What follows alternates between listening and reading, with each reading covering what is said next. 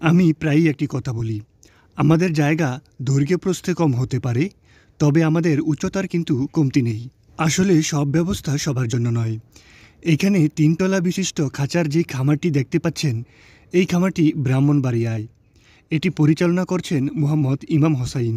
এই খামারের স্বত্বাধিকারী এই খামারটি পরিচালনার মাধ্যমে ২ দিক থেকে লাভবান হচ্ছেন। একটি হচ্ছে মুরগি পালন করে বিক্রি করে লাভবান হচ্ছেন, আর অন্যদিকে মুরগির বিষ্ঠা বিক্রি করেও তিনি লাভবান হচ্ছেন। জানা গেছে প্রতি বস্তা মুরগির বিষ্ঠা কমপক্ষে ১০০ থেকে ১১০ টাকা পর্যন্ত বিক্রি করা যায়, তবে সিজন বেদে ১৫০ টাকা পর্যন্ত বিক্রি হয় প্রতি বস্তা এরকম মুরগির বর্জা, যা মাছের খামারে ব্যবহার করা হয়। ভিডিওটি অনেক দিন আগের। বাংলাদেশে এই পদ্ধতির ব্যাপক সম্প্রসারণ হয় কৃষকের স্বপ্ন নামক একটি ইউটিউব চ্যানেলের মাধ্যমে। সেটি আমারই ইউটিউব চ্যানেল। সেই চ্যানেলে আপনারা এই সিস্টেমে মুরগি পালনের ব্রুডিং থেকে একেবারে শেষ দিন পর্যন্ত প্রতিদিনের ভিডিও পেয়ে যাবেন। আজকে এই খামারে ২২তম দিন, যেখানে আপনারা দেখতে পাচ্ছেন কিভাবে মুরগির বিষ্ঠা পরিষ্কার করা হচ্ছে। মুরগির বিষ্ঠা পরিষ্কারকরণে এখানে যে রোলার পদ্ধতি ব্যবহার করা হয়েছে, এখন সেই ব্যাপারে কিছু কথা বলা যাক। এইখানে প্রতিটি খাঁচাই ৩ তলা বিশিষ্ট। কথাগুলো লক্ষ্য করে শুনুন। প্রতি তলায় ২টি করে রোলার ব্যবহার করা হয়েছে।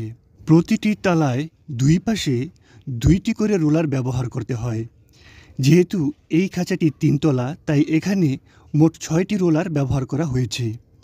এখন অনেকের মনে এই প্রশ্ন জাগে যে, যদি খাঁচাটি আরও বড় করতে চাই তাহলে কি করতে হবে?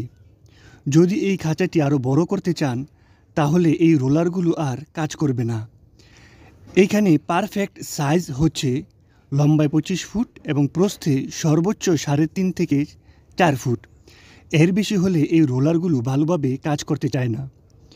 এই খাঁচাগুলোর সাইজগুলো একটু বলে দিই। এই খাঁচাগুলো লম্বায় ৩০ ফুট এবং প্রস্থে ৪ ফুট।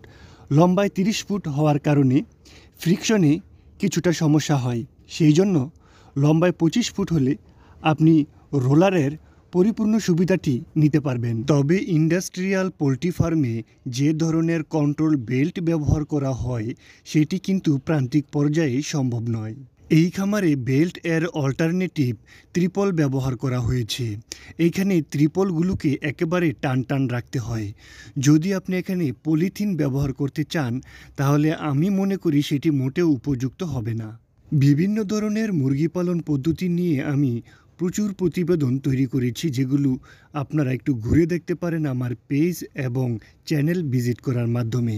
যারা এখনও আমার পরিবারের সদস্য হতে পারেননি, আশা করি চ্যানেলটিকে সাবস্ক্রাইব এবং পেজটিকে ফলো করার মাধ্যমে আমাদের পরিবারের সদস্য হয়ে যাবেন। আজ এ পর্যন্তই। সবাই ভালো থাকবেন। আল্লাহ হাফেজ।